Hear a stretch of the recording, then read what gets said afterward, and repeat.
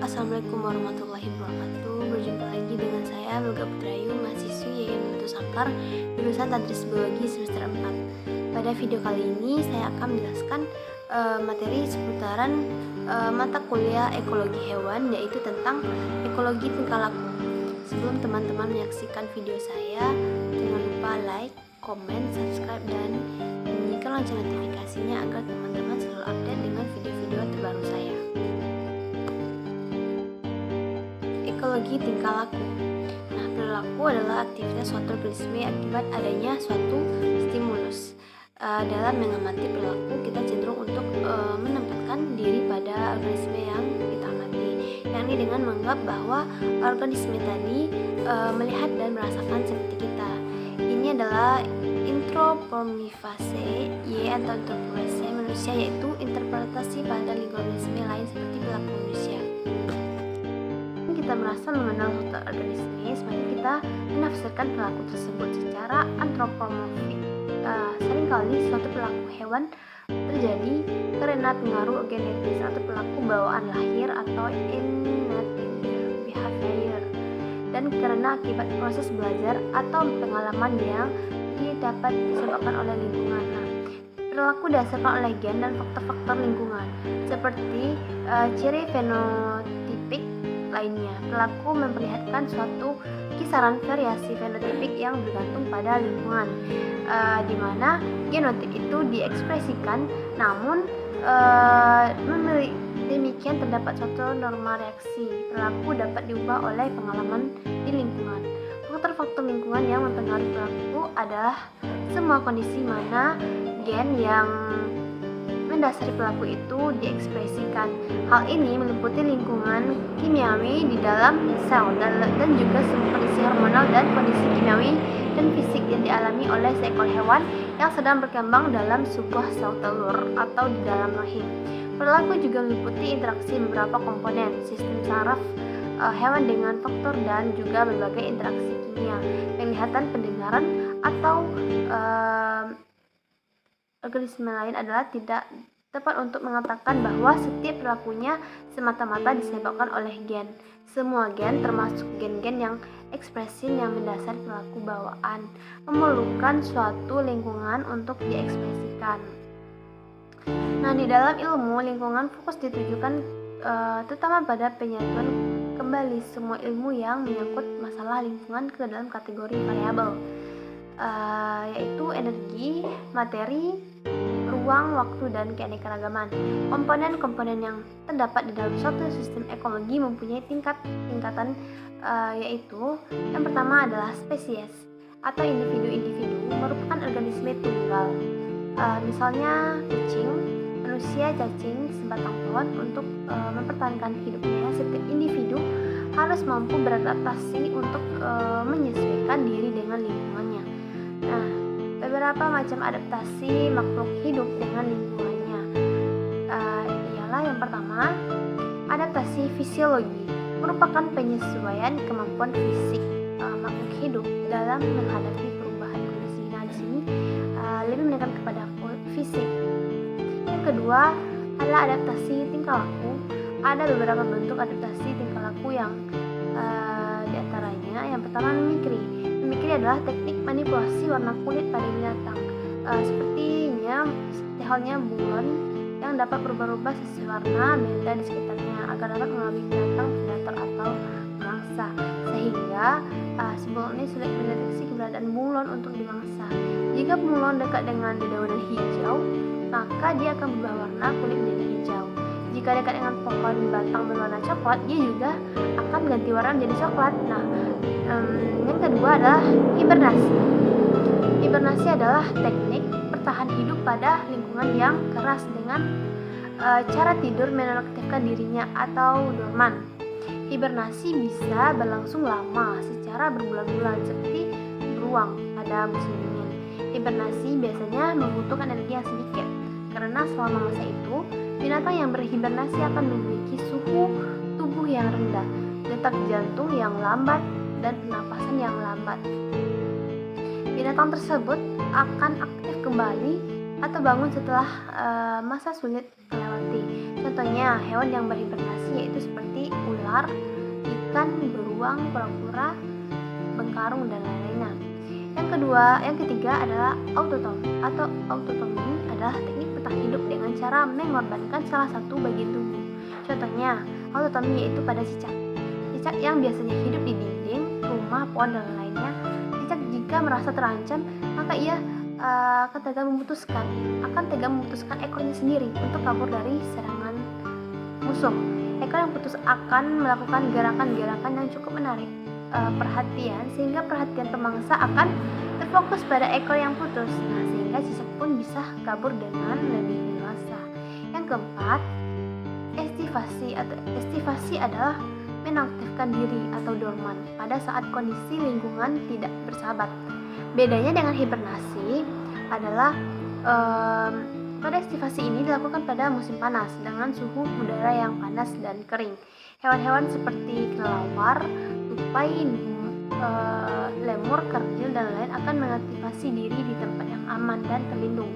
Pada tumbuhan, aktivasi juga dilakukan oleh pohon jati dengan meranggas atau menggugurkan daun dan banyaknya. Yang ketiga, adaptasi morfologi merupakan perpaduan antara adaptasi fisiologi dan adaptasi tingkah laku yang berkaitan dengan fungsi, yaitu penyesuaian bentuk tubuh untuk kelangsungan hidup. Ada beberapa pola tentang adaptasi morfologi. Nah, yaitu yang pertama, pola Bergman. Spesies hewan yang hidup di daerah bersuhu lebih tinggi berukuran lebih kecil dibanding kerabatnya di daerah bersuhu rendah. Yang kedua adalah pola Allen. Pada hewan-hewan yang hidup di suhu rendah mempunyai paruh dan telinga, ekor, dan bagian-bagian terjulur lainnya lebih pendek dibandingkan yang hidup di suhu tinggi. Yang ketiga, pola Groger. Hewan homoiterm yang hidup di daerah panas dan lembab mengandung banyak pigmen hitam. Di daerah kering lebih banyak pigmen kuning, coklat, merah. Sedangkan yang hidup di daerah dingin pigmennya mengalami reduksi. Yang keempat adalah pola Jordan. Ikan-ikan yang hidup di perairan bersuhu rendah jumlahnya lebih sedikit dibandingkan jumlah ikan yang berada di perairan suhunya tinggi. Nah, selanjutnya kita masuk pada pola perilaku bumi. Ini dihuni oleh berjuta jenis hewan yang berbeda dan setiap jenis memiliki perbedaan sendiri. Demikian juga dengan perilaku hewan memiliki perilaku umum yang dimiliki oleh banyak jenis dan sedikit pola perilaku yang dimiliki oleh semua jenis untuk sekian lama. Nah, seleksi alam juga memungkinkan jenis hewan tertentu memiliki kemampuan untuk mencapai tujuan perilaku, termasuk perilaku komunikasi, perilaku penguasaan wilayah, perilaku penyebaran, dan perilaku sosial. Adapun pola perilaku hewan yaitu yang pertama adalah perilaku reproduksi. Meskipun beberapa jenis hewan mampu untuk berkembang biak secara aseksual seperti beberapa jenis serangga dan sedikit jenis kadal, kebanyakan hewan harus menemukan pasangan agar mampu bereproduksi. Pada banyak kasus, satu individu hewan, pada umumnya jantan, mencoba untuk berlaku atraktif untuk menarik lawan jenis. Peristiwa ini merupakan perilaku yang dinampakkan seperti halnya pada merak dan banyak jenis ikan terumbu karang. Yang kedua adalah perilaku mencari makan. Hewan memperlihatkan beberapa tipe perilaku mencari makan yang berbeda. Beberapa jenis hewan sangat selektif terhadap apa yang mereka makan. Nah, kelompok hewan ini termasuk pencari makanan khusus atau frogging spesialis. Contohnya beberapa jenis serangga hanya akan memakan satu jenis tumbuhan saja. Hewan-hewan lain merupakan hewan generalis memakan banyak jenis tipe makanan. Contohnya adalah opossum yang memakan berbagai jenis serangga serta buah. Yang ketiga adalah perilaku bertahan. Semua jenis hewan sebenarnya memiliki peluang untuk dimangsa. Bahkan serigala dan singa sering menjadi mangsa ketika mereka masih sangat muda. Nah, beberapa hewan seperti pada kebanyakan ulat dan kadal meleburkan warna dirinya dengan latar belakang di mana mereka berada sehingga seringkali sulit untuk dilihat. Perilaku ini sering disebut dengan perilaku kritik. Soalnya adalah perilaku komunikasi memegang peranan penting bagi hewan. Di samping komunikasi menggunakan tanda atau signal dan suara, beberapa jenis hewan melakukan komunikasi dengan menggunakan bahan kimia. Contohnya pada ngengat yang menggunakan feromon pada saat akan kawin yang dilepaskan ke udara oleh ngengat betina. Semut juga melakukan komunikasi dengan feromon untuk menganalisis berbagai serangga sosial seperti lebah dan rayap. Hewan-hewan tersebut mempunyai berbagai feromon untuk setiap tingkah lakunya. Misalnya untuk perilaku kawin, perilaku mencari makan, perilaku adanya bahaya. Selanjutnya, perilaku tutorial perancang dan pemeliharaan kawasan atau tutorial merupakan perilaku yang diperlihatkan oleh hewan, terutama oleh serangga, ikan, burung, reptil, dan mamalia. Kawasan teritorial digunakan untuk berbagai keperluan, termasuk untuk makan, kawin, dan keamanan. Pemilik kawasan pada umumnya mencoba untuk mengusir individu-individu lain yang memasuki kawasannya. Selanjutnya adalah perilaku sosial pola lain dari perilaku adalah termasuk perilaku penyebaran yang diperlihatkan oleh individu lain dengan menjauhi area di mana mereka dilahirkan. Perilaku sosial merupakan hal umum yang ditemui pada berbagai jenis hewan, terutama yang hidup dalam kelompok, seperti semut, aneh-aneh, lebah, penguin, dan primata. Perilaku sosial didefinisikan sebagai interaksi di antara individu secara normal di dalam spesies yang sama yang saling mempengaruhi satu sama lain. Perilaku sosial berkembang di antaranya karena adanya kebutuhan untuk bereproduksi dan bertahan dari predator.